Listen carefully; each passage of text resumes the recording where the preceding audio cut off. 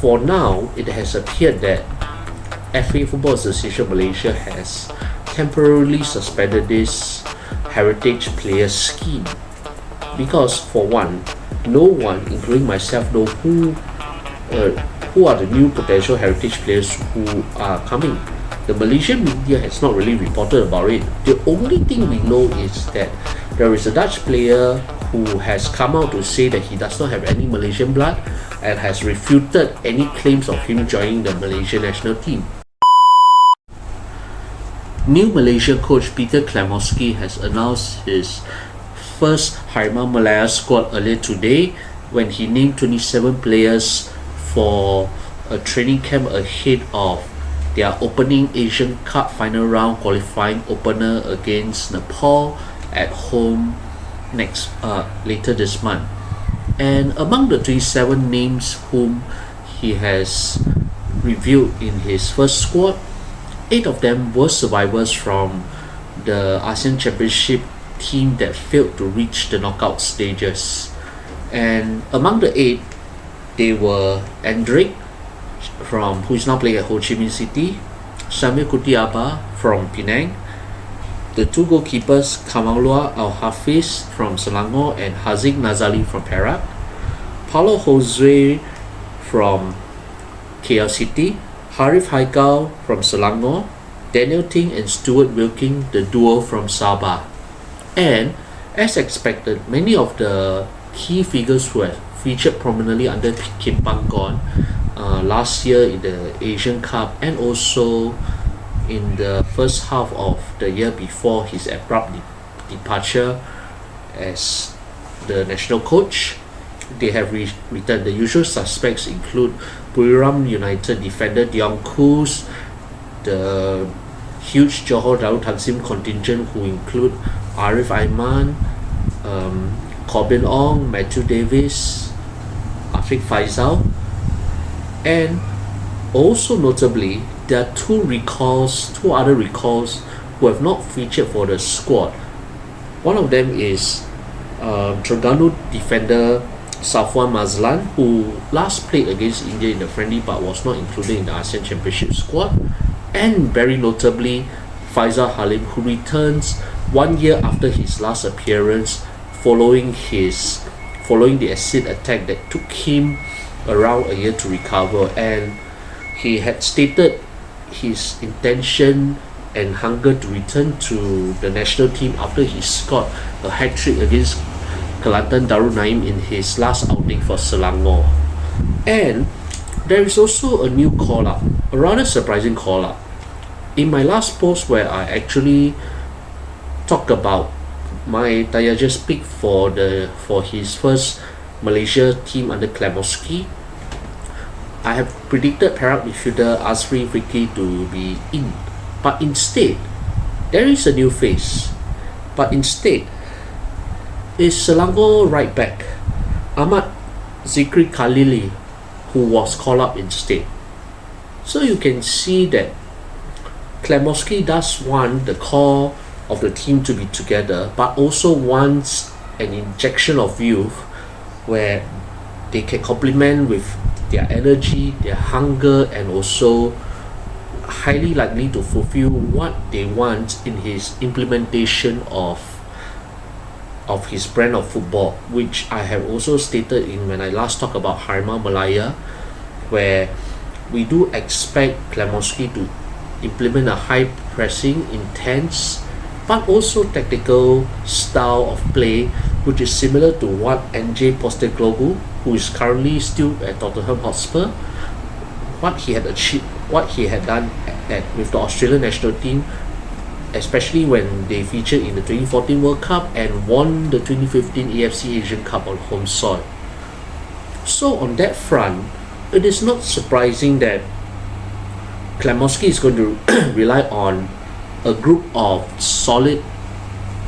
solid core from JDT and also a few key players from Selangor as well, and also those veterans who had also previously been stalwarts under Kim Panggon. But there were also a few rather eyebrow-raising inclusions in the squad. For one, I had admitted that Natxo Insa would not. I didn't feel that Natxo Insa would be in Klimowski's squad because partially because of age and also because my concerns whether his style of play would fit into what Klimowski wants. But the 38-year-old Johor Darul Takzim midfielder has been called up, and the concerns do not lie beyond just that, because credit to Natxo, he has actually done pretty well for the Southern Tigers, especially in the AFC Champions League Elite campaign, where he has been their captain and ever present throughout the tournament until they were eliminated by Buriram United on Tuesday at the Sultan Ibrahim Stadium after a 0-1 defeat that ended their involvement. But beyond that, his ability to get the team to click together and play a passing game with him dictating possession and recycling possession is a very Spanish technical style of play, where it can be very useful when you have a similarly competent group of players who have played at a similar level, whether it's in the Spanish La Liga or Segunda Division. But in this Harimau Malaya squad, whether Natxo can exactly fit in the same way could be key. But another thing that I had not realized until I observed after that video I talked about Natxo probably not being a fit for Klimowski is his leadership qualities. And actually already in the squad there are already a few captains who can lead Harimau Malaya as they are. But Natxo brings something quite different. It is not just his composure with the ball, but also his overall composure when it comes to guiding the players, rallying the players around him, as we have seen in how he has rallied the players, particularly in away games when these guys had to band together as a team of brothers. And Klimowski probably had these two factors in mind when he selected Natxo Insa to be part of this new Harimau Malaya squad. So for that, fair play to Klimowski, the Australian, for picking the 38-year-old for being part of this team, and I hope Natxo can be a good fit and suit where Klimowski wants him to feature and play. But there is an even bigger eye-browsing inclusion in the squad. Muhammad Sumareh from Johor Darul Takzim. This is one player I've not been expecting him to be called up, particularly when he has played so few games for Johor this season and also not really been included in the AFC Champions League Elite squad, and also he had not made any appearance there. So it's very eyebrow raising, because where he's concerned, if you look at his overall game time according to the Malaysian Football League statistics, yes, I got it from its official website, Sumareh has only featured for the Southern Tigers 5 times in the Super League this season and has played a total of less than 80 minutes altogether. Yes, less than 80 minutes. That is not even a single full duration of the game. So you can see that his impact for the team, it's very limited, very minimal. Even Nazmi Faiz, who has also been selected for the squad, has made more appearances than Sumareh in this regard. So it's very eyebrow raising. It's like, are there not enough options where wing plays are concerned? I mean, you have Faisal Halib who can operate on the wing but also is capable of operating as a striker. You already have Arif Aiman on the wings as well. You have already recalled Shafiq Ahmad and Akia Rashid and Safawi Rashid. You had this Terengganu duo, and you even have Paulo Jose, who can still operate as a centre forward and who is still legitimately selected because of his ability, his commitment to play for the team. So where that is concerned, I do have very I do wonder why Sumareh is there. Could Sumareh be just a filler for a potential new foreign, a new heritage player who could be in the squad when they arrive next week? It remains to be seen because from what is reported on the New Straits Times, Klemoski had mentioned that there will be 3 new heritage players who will be arriving to join the squad. But therein lies the rather confusing situation because currently in this squad there are no new heritage players, which is understandable. And given Malaysia's citizenship laws and what the Dewan Rakyat has also mentioned, because a parliamentary had definitely asked this question, it's like for now it has appeared that FA Football Association Malaysia has temporarily suspended this heritage player scheme because, for one, no one, including myself, know who are the new potential heritage players who are coming. The Malaysian media has not really reported about it. The only thing we know is that there is a Dutch player who has come out to say that he does not have any Malaysian blood and has refuted any claims of him joining the Malaysian national team, which is fair enough. And where foreign heritage talent is concerned, I mean, apart from those who have fulfilled the residency requirements like Bergson, but Bergson is not included in this squad. So we do not know whether there could be a few more new faces and whether Sumareh and even perhaps Natxo Insa and even more possibly 1 or 2 other players were named who could be just there as fill-ins. But if that is the squad that Klemoski has called up at the end by next week when they all gather in Johor Bahru for their training camp ahead of their home qualifier opener against Nepal at Sultan Ibrahim Stadium, then it raises the question whether you can say the core is definitely settled, but whether these additions will be an impact or a boon or a bane because we do not know them.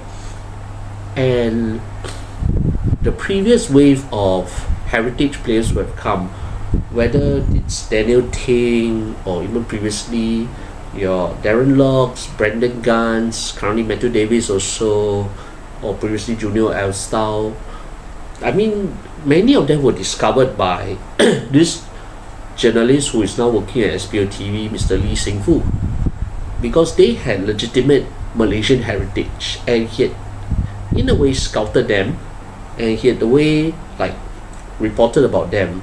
So that's why these players have proven to have legitimate Malaysian blood to be included as heritage players.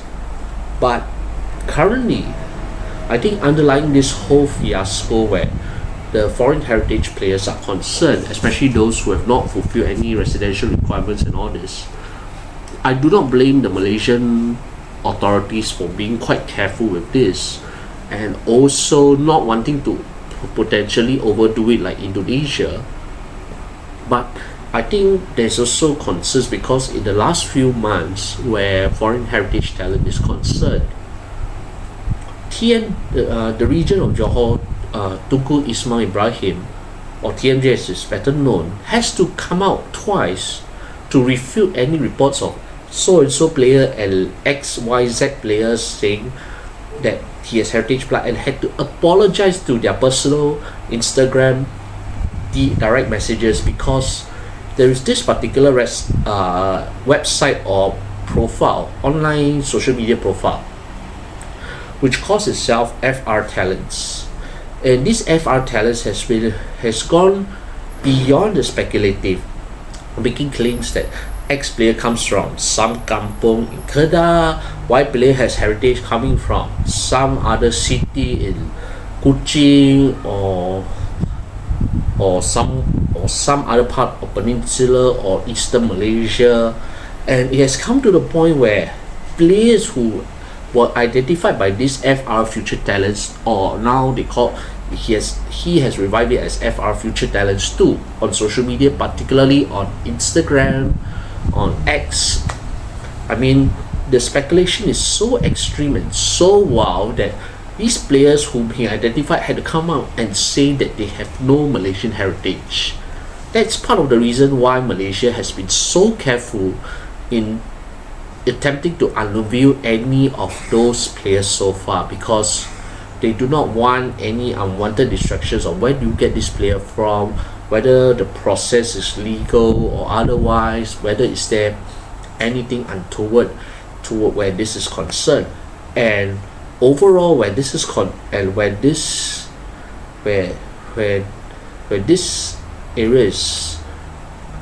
area is included, the thing is, you do not want any speculation where you just plug in A from nowhere, B from nowhere, and in the end they can't fit into the team and it becomes a whole lot of chaos.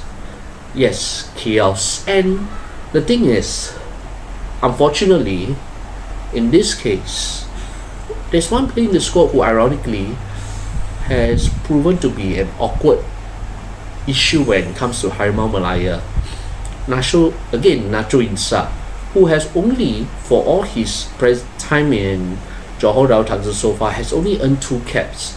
One of them in the AFC Asian Cup finals, and the other one which was several years ago. And that commitment has been of a question mark, because I don't know whether that Malaysian heritage is there, but is his heart really there for the national team? His heart for Johor Darul Takzim and Johor is undoubted, but for the greater national cause is a question mark. And I think this is where the Malaysian Sports Authorities and Football Association of Singapore and even TMJ are quite careful to try and ensure that there's no similar scenario where that is concerned. Because the rather pleasing part overall is all the other foreign-born heritage or naturalized players who have played for Malaysia in recent years, they have largely shown their commitment, their eagerness to play for the national team. Although people had laughed about another Brazilian-born player, Guilherme da Paula.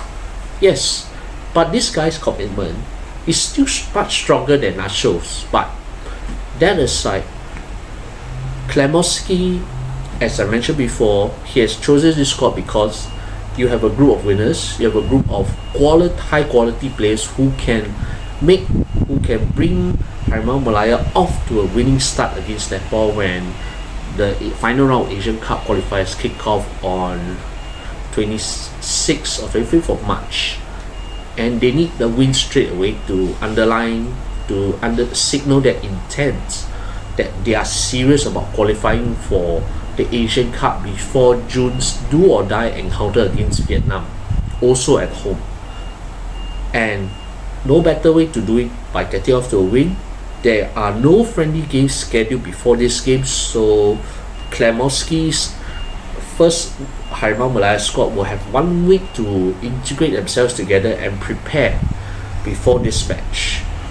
And we do anticipate what is going to happen when the game eventually kicks off, when the final round of Asian Cup qualifying kicks off, where there are 6 more tickets left for the 2027 finals in Saudi Arabia.